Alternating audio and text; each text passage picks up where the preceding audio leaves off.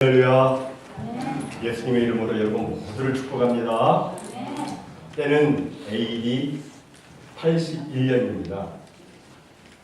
로마의 디도 타이터스 황제가 숨을 거두고 그의 동생 도미티아누스가 황제가 됩니다. 이 타이터스 황제는 AD 70년에 예루살렘을 정복한 그런 황제로 알려져 있죠. 그는 예루살렘을 정복하긴 했습니다만 그리 잔인한 사람은 아니었습니다. 하지만 그의 동생 도미티아는 굉장히 잔인했습니다. 거기다가 허세를 피우는 그의 교만한 성품은 원로원 사이에서 평판이 좋지 않았습니다. 그러나 그의 진짜 문제는 로마 제국에 대한 복종을 이끌어내기 위해서 자신을 주 하나님이라고 부르게 한 것이었습니다. 로마 시민들은 그에게 우리 주, 우리 하나님이라고 불러야 했습니다. 그리고 로마 시민이 아니더라도 로마 제국 안에 사는 사람들은 누구나 시저는 나의 주님이십니다. 시저는 나의 하나님이십니다라고 서로 인사를 그렇게 해야 했습니다. 하지만 그리스도인들은 그렇게 할 수가 없었습니다. 상대방이 시저는 나의 주님이십니다라고 하면 그리스도인들은 아닙니다. 나의 주님은 예수 그리스도이십니다. 라고 했습니다. 이 일로 인해서 기독교인들이 크게 탄압을 받게 됩니다. 그래서 많은 성도들이 고문을 당하고 때로는 날카로운 칼날에 때로는 맹수의 이빨에 때로는 화영장의 불꽃으로 성도들이 죽어갔습니다. 물론 그들 중에 자신의 신앙을 버리는 사람도 있었습니다. 하지만 대부분의 그리스도인들은 부차하게 육신의 목숨을 구걸하지 않았습니다. 불의의 재판으로 목숨을 잃으면서도 사람들을 욕하거나 저주하지 않았습니다. 오히려 그 순간에 저들을 위해서 기도를 하고 천국을 바라보면서 평화로운 모습으로 숨을 거두었습니다. 이에 도미티아는 계속해서 화가 났습니다. 크게 분노를 했습니다. 여전히 자기를 주 하나님이라고 부르지 않으니까. 그래서 AD 93년부터 그가 암살을 당한 96년까지 사상 유례 없는 공포정치를 그가 시행합니다. 그때 사도 요한도 붙잡히게 됩니다. 지금까지 알려진 바에 의하면 사도 요한은 처음에는 독살형을 받았습니다. 그런데 사도 요한에게 독을 주었는데 독을 마셔도 사도 요한이 죽지를 않았습니다. 그러자 이번에는 끓는 가마솥에 그를 집어넣었습니다. 그런데도 사도 요한이 또 죽지를 않습니다. 그래서 결국 사도 요한을 황량한 밤모섬으로 유배를 보냅니다. 그곳에서 고생하다가 죽으라는 것입니다. 당시 밤모섬은 물과 식량 그리고 땔감을 제대로 구할 수 없는 그런 황량한 섬이었습니다. 우리 대한민국에서 한 0 정도만하게 길쭉하게 생긴 그런 섬인데 황량한 섬입니다. 한번 들어가면 살아나오기 힘든 그런 유배지였습니다. 나이 85세 된 사도 요한이 그곳에 들어갔으니 어떻게 했어요? 사람들은 이제 사도 요한도 이제 끝났다라고 생각했었을 것입니다. 그러나 그 밤모섬에서 사도 요한은 끝난 것이 아니라 하나님과 더욱더 가까워졌고 그의 영의 눈이 열려서 미래의 역사를 쫙 바라보면서 요한계시록을 기록하는 위대한 일을 하게 되었습니다. 무슨 이야기입니까? 우리가 힘들수록 우리는 하나님과 더 가까이 할 수 있다는 것입니다. 우리가 어려울수록, 우리가 외로울수록 우리는 하나님의 은혜를 더 많이 체험하고 하나님의 더 큰 축복을 경험할 수 있는 것입니다. 정말 인간의 끝이 아니라 하나님의 시작이 되는 것이고 인간의 절망이 아니라 하나님의 능력의 시작이 되는 것입니다. 사실 우리는 인생을 살면서 때로는 이 사도 요한과 같이 황량하고 척박한 불모지 밤모섬에 처해질 때가 있습니다. 이젠 아무 소망도 없구나. 이젠 끝이구나. 둘러보아도 황량한 그 자체의 때가 있어요. 이젠 아무 소망이 없어. 이렇게 생각이 들 때가 있습니다. 그러나 우리 하나님은 살아 역사하시며 늘 우리와 함께 해주십니다. 여기서 우리는 힘을 얻어야 돼요. 하나님이 항상 살아 역사하신 그 하나님이 나와 함께 하신다는 이 말씀에 우리는 힘을 얻어야 됩니다. 그리고 우리는 소망을 가져야 돼요. 왜냐하면 주 하나님을 의지할 때 거기에 하나님의 역사가 나타나고 하나님의 능력이 나타나기 때문입니다. 우리 모든 성도들 정말 앞이 캄캄할 때 밤모섬에 있는 것과 같은 그런 생각이 드실 때 그럴 때 낙심하지 마세요. 꼭 하나님을 바라보시고 하나님을 의지하시기 바랍니다. 그래서 하나님의 살아 역사하심을 체험하는 우리 모두가 다 되기를 주님의 이름으로 축복합니다. 그럼 왜 사도 요한은 이 밤모섬의 유배가 되었을까요? 그 이유로 사도 요한은 하나님의 말씀과 예수를 증언했기 때문이라고 이야기하고 있습니다. 그는 황제 숭배를 거부했습니다. 그리고 우리의 경배를 받으실 분은 오직 우리 주 예수 그리스도이시라고 그렇게 가르쳤습니다. 그렇게 증거했습니다. 그래서 황제에 대한 반역자로 몰려서 이제 유배를 당한 것입니다. 우리나라 일제 강점기 때에도 적지 않은 목회자들과 성도들이 신사참배를 거부를 했습니다. 그러다가 옥고를 치르고 또 순교를 했습니다. 우리 그리스도인들은 하나님 이외에 그 어떤 존재도 숭배하지 않습니다. 하나님만이 경배를 받으실 분이십니다. 인간은 우리의 경배를 받을 그런 존재가 아니죠.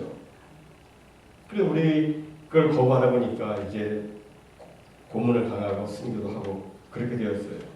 어떤 사람은 아니 그럴 때는 이미 박삭빠르게 겉으로만 숭배하는 척하면 되지 않느냐고 이렇게 말하는 사람도 있어요. 그러나 그것은 본질적으로 순수한 신앙이 아니죠. 예수님은 마가복음 8장 38절에서 누구든지 이 음란하고 죄 많은 세대에서 나와 내 말을 부끄러워하면 인자도 아버지의 영광으로 거룩한 천사들과 함께 올 때에 그 사람을 부끄러워하리라 라고 말씀하셨어요. 여기 부끄러워한다는 말은 부인한다는 의미를 함축하고 있습니다. 이것은 베드로가 예수님의 제자인 것을 드러내지 못하고 부끄러워했을 때 결국 예수님을 부인하게 된 것을 보면 잘 알 수 있어요. 부끄러워하면 부인하게 돼요. 사랑하는 성도 여러분, 우리는 우리의 신앙에 대해서 떳떳해야 돼요. 고난과 혼란을 당해도 자신의 신앙을 분명하게 드러내야 됩니다. 사도 요한은 9절에서 이렇게 말합니다. 나 요한은 너희 형제요 예수의 혼란과 나라와 참에 동참하는 자라. 하나님의 말씀과 예수를 증언하였으므로 말미암아 반물하는 섬에 있게 되었다. 사도 요한은 자신의 신앙을 감추거나 부끄러워하지 않았습니다. 오히려 그는 자신의 신앙에 대해서 당당했어요. 우리도 하나님의 나라에 동참한 자로서 생명 되신 예수 그리스도를 믿는 것을 부끄러워하면 안 돼요.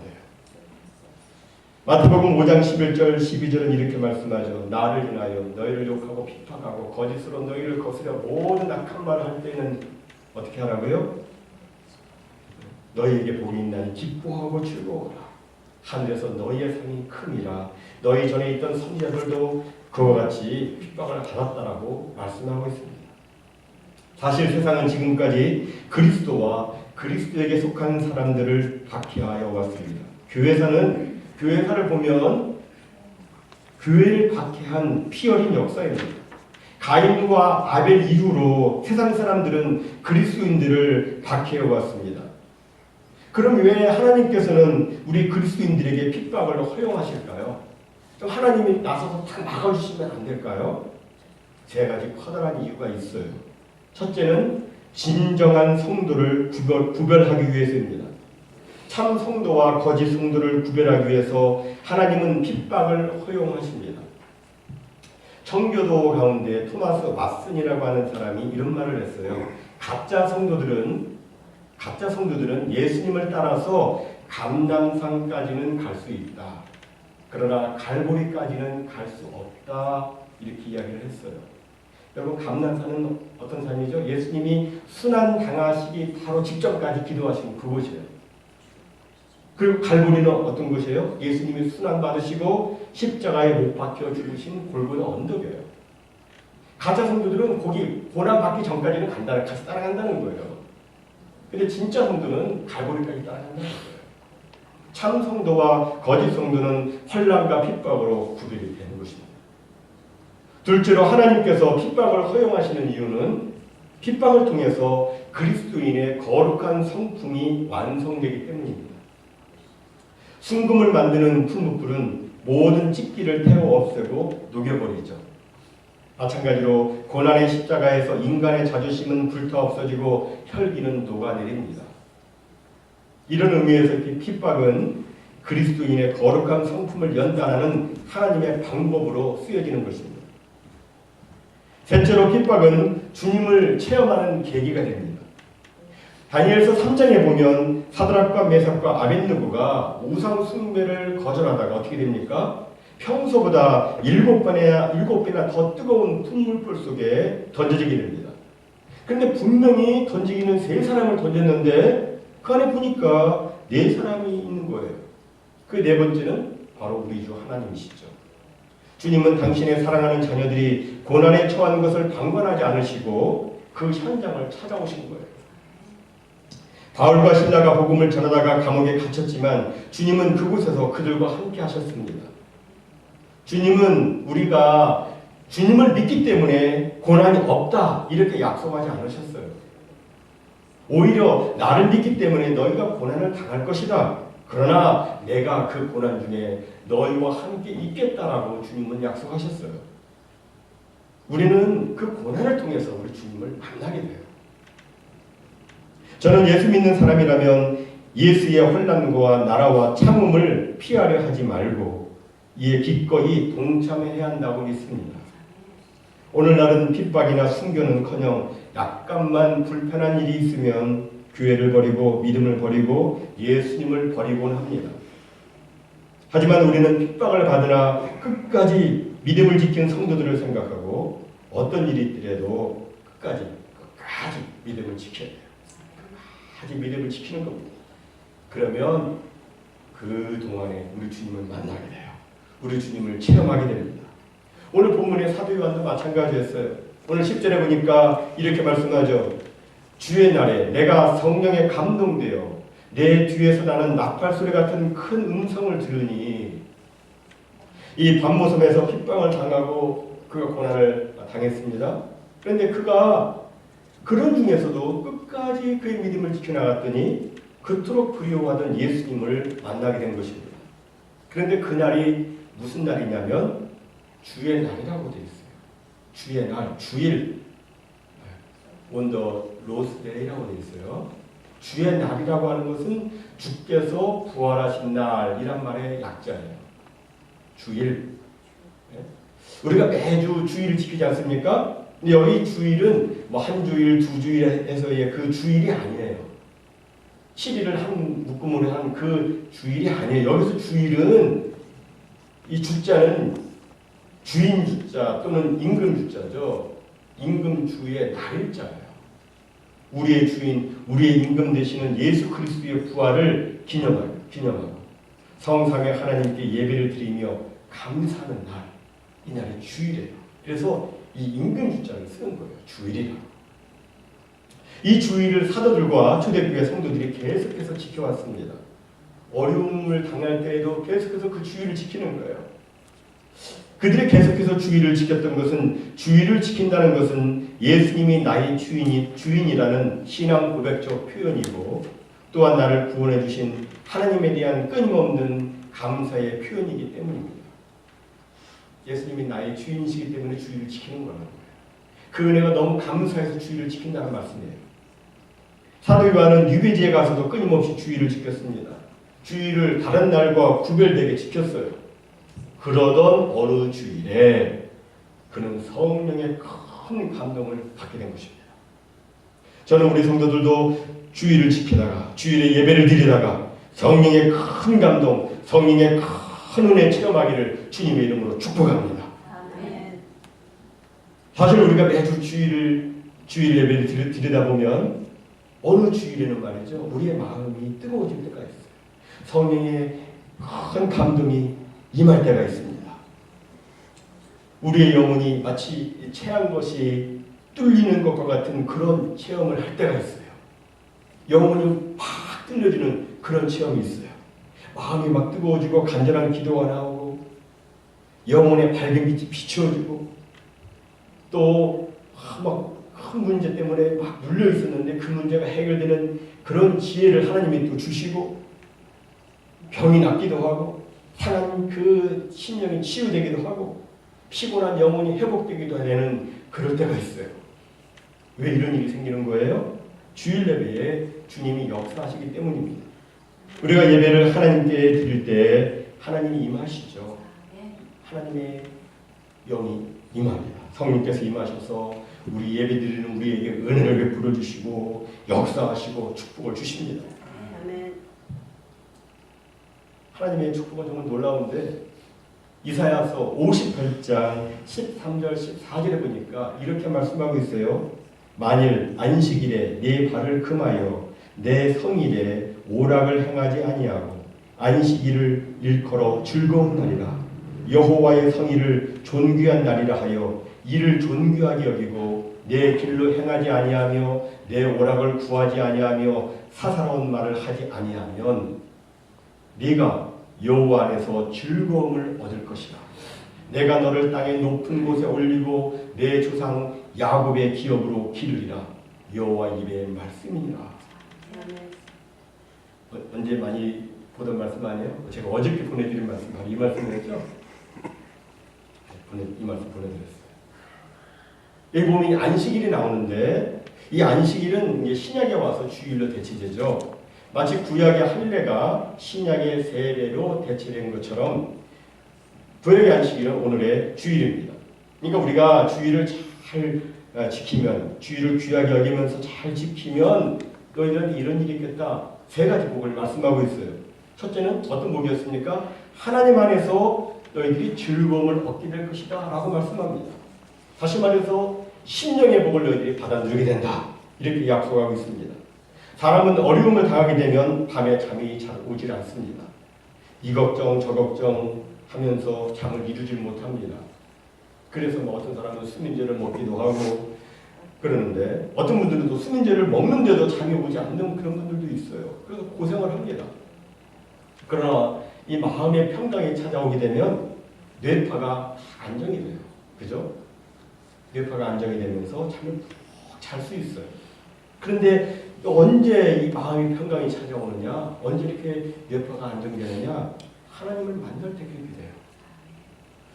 우리가 예배를 통해서 하나님을 만나게 되면 마음의 근심, 걱정, 두려움 이런 것들이 다 사라지게 돼요. 평강이 나를 지배하게 됩니다. 그러니까 주의를 잘 지키면 정말 마음이 기쁘게 되고 즐겁게 되고 평안하게 된다라고 약속하고 있어요. 다음 두 번째 축복은 너희들이 높은 곳에 올라가게 된다 이렇게 약속했습니다. 여기 높은 곳에 올라간다는 것은 명예의 복을 말하죠. 사람들은 높아지려고 합니다. 그래서 열심히 노력하기도 하고 때로는 자신이 직접 자신을 막 자랑하기도 해요. 높아지고 싶으니 그런 마음이 있으니까. 그래서 사람들한테 칭찬받고 싶고 명예를 좀 고양시키려고 높이려고 이렇게 노력합니다. 그러나 스스로 높아진다고 높아지는 게 아니죠. 그 누군가 나를 높여줄 때 비로소 높아지는 거죠. 자기가 막 자기 자랑한다고 자랑되는 게 아니잖아요. 누군가 나를 높여줘야 돼요. 그런데 누가 높여주느냐에 따라서 우리의 높이는 달라집니다. 사회적인 지위가 높은 사람이 높여줄수록 우리는 높여집니다.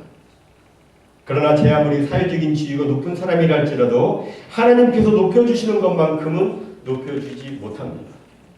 하나님께서 높여주셔야 이 진정한 높임이고 만화의 왕이신 하나님께서 높여주셔야 빛나는 명예가 되는 것이죠. 그런데 성경에 보니까 우리가 주의를 잘 지키면 하나님이 우리를 높여준다, 높여주신다 이렇게 말씀하고 있어요. 세 번째로는 야곱의 기업을 너희들이 받아들이게 된다 이렇게 말씀했어요. 여러분 야곱의 기업, 야곱의 축복이 있죠. 여러 가지 축복이 있는데 도대체 어떤 축복이 야곱의 기업입니까? 그것은요 운명이 바뀌는 축복이에요. 우리가 아는 것처럼 말이죠. 야곱은 차자였습니다. 첫째 아들이 아니었습니다. 차자였어요. 그런데도 그가 장자가 되었어요. 정말 기막힌 뒤바꿈이 생긴 것이에요. 또 야곱은 그 이름도 속이는 자 야곱에서 하나님과 겨루어 이긴 자 이스라엘로 바뀌었습니다. 무슨 의미냐면 주의를 잘 지키면 사람의 타고난 운명도 바뀐다, 그런 뜻이에요. 이런 일화가 있습니다. 이 갑부 가운데 깁슨이라고 하는 사람이 있습니다. 그는 이제 고와 거지 출신인데도 갑부가 된 사람이에요. 어느 날 그의 옛 친구이며 여전히 거지로 사는 친구가 찾아와서 말하기를, 자네는 나와 함께 깡통 차고 살던 사람이 아닌가? 그런데 자네는 어떻게 해서 이렇게 부자가 되고 나는 여전히 거지로 사는가? 참 불공평하지 않는가? 이렇게 말했습니다. 그때 깁슨이 이런 말을 했다고 그래요. 내가 자네에게 나와 같이 부자가 되는 비결 4가지를 알려줄 테니까 이 4가지를 하나도 절대로 어기지 말고 10년 동안 지키게. 그리고 만약에 10년 동안에 이 4가지를 지켜도 부자가 되지 않는다면 내 재산의 절반을 자네에게 주겠네. 그게 뭔가? 4가지. 첫째, 하나님을 잘 믿고 주의를 성수할 것.